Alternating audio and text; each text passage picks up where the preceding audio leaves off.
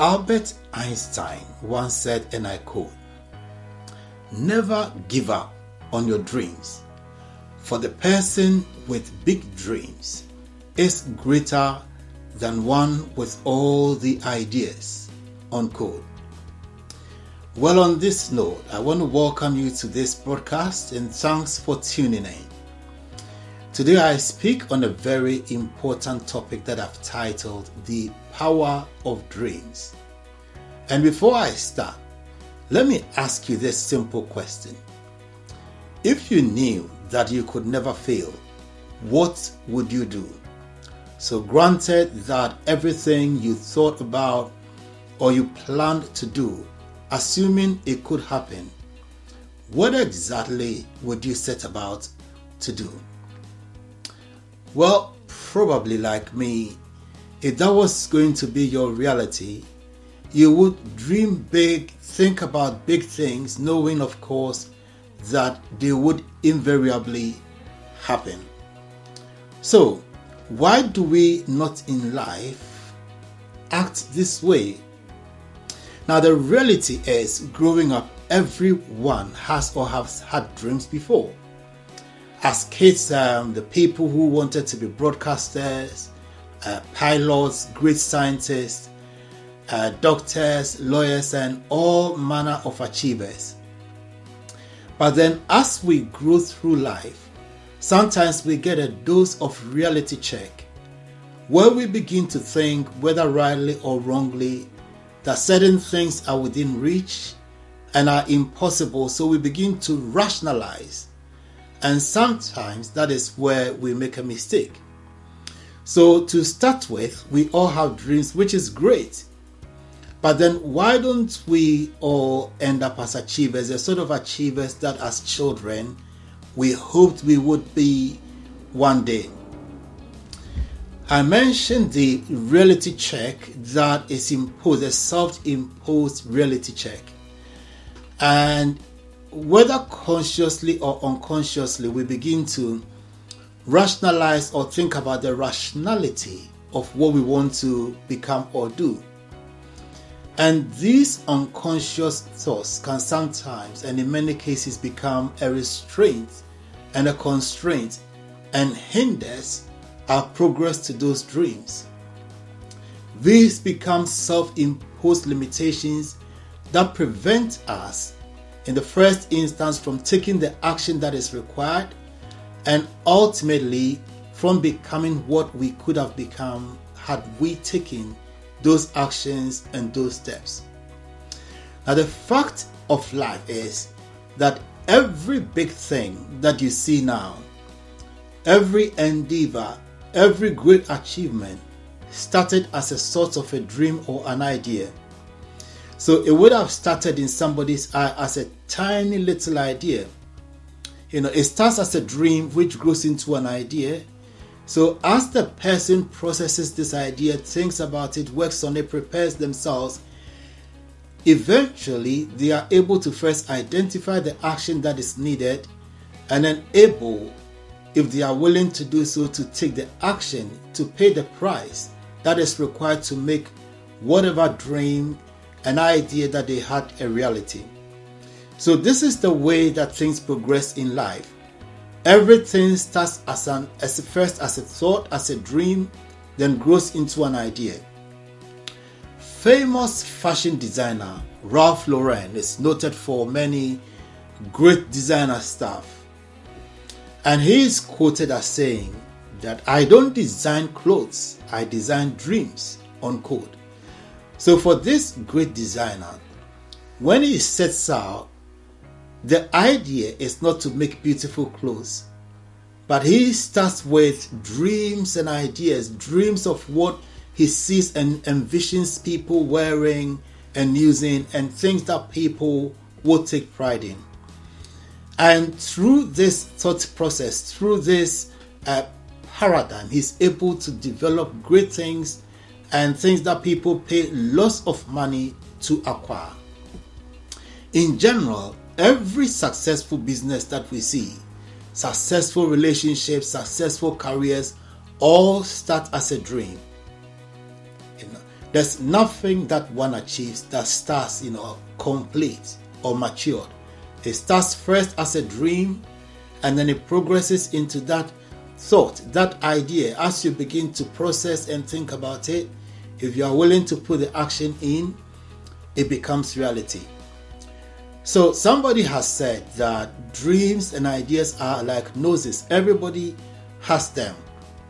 But the question is, like a nose, what do you do with your dreams? Everyone has them, but what exactly do you do?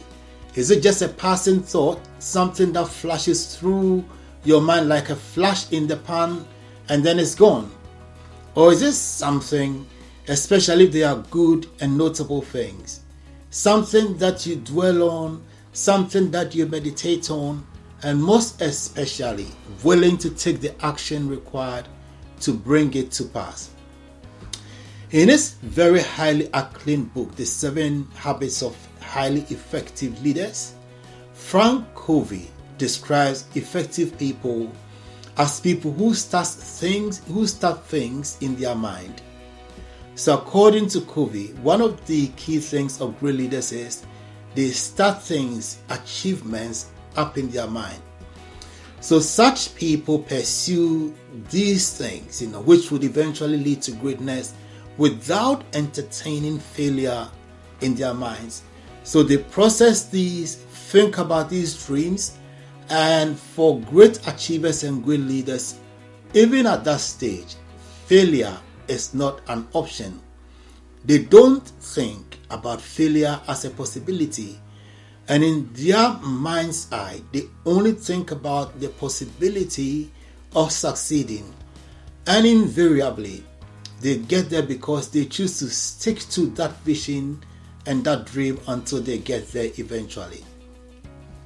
What it means is that they are motivated then to put in the hard work which is required to get to that dream destination.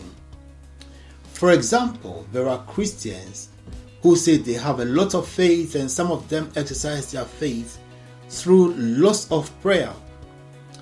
Unfortunately, sometimes even time that should be spent in productive work for some of these people is spent in prayer.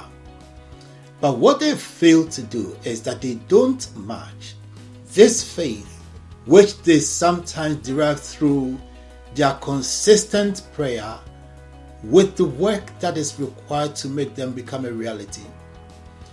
Putting in hard work is no expression of faithlessness.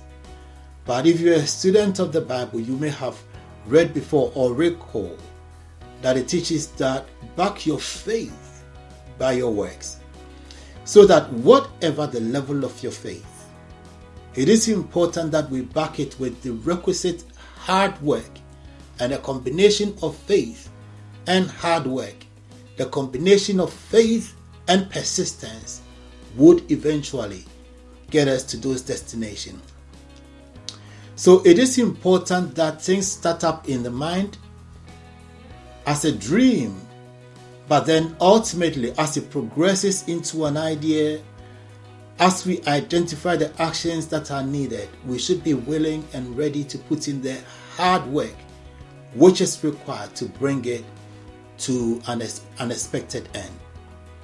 In the very wise words of Zig Ziglar, who says that if you can dream it, you can achieve it.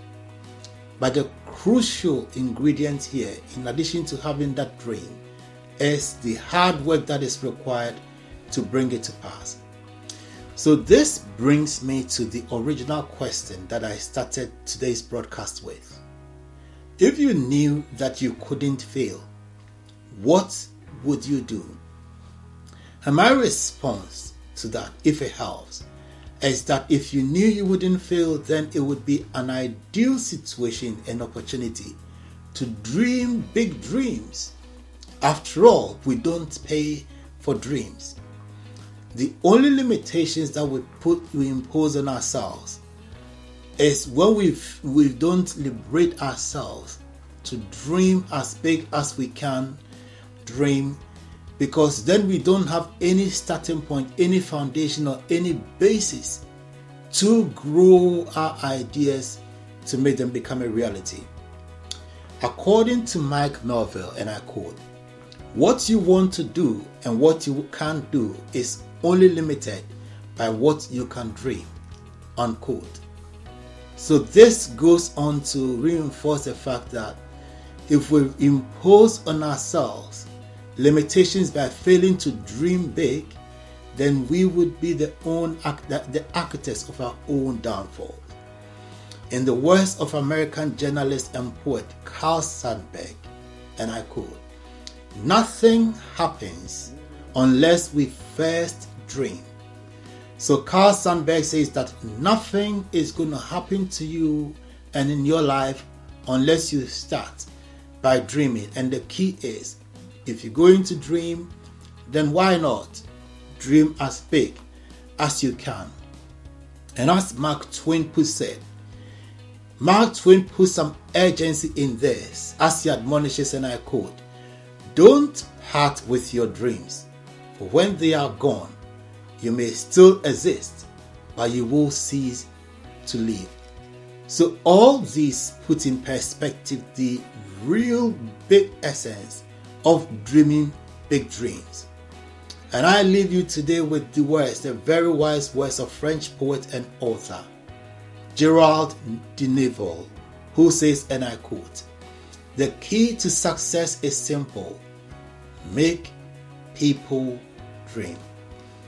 Well, that is about all that we've got time for today. Thank you very much for your time and for watching this. Greatly appreciated. If you found this useful, then I'd encourage you to subscribe to this channel, click on the notification bell button so that every time we upload something new, you will be the first to know about it. I'd encourage you also to share this with your friends and family and keep coming back to this channel for more. And above all, remember that you are destined to the top. You're meant to be the head, but not the tail. See you at the very top of this line. God bless.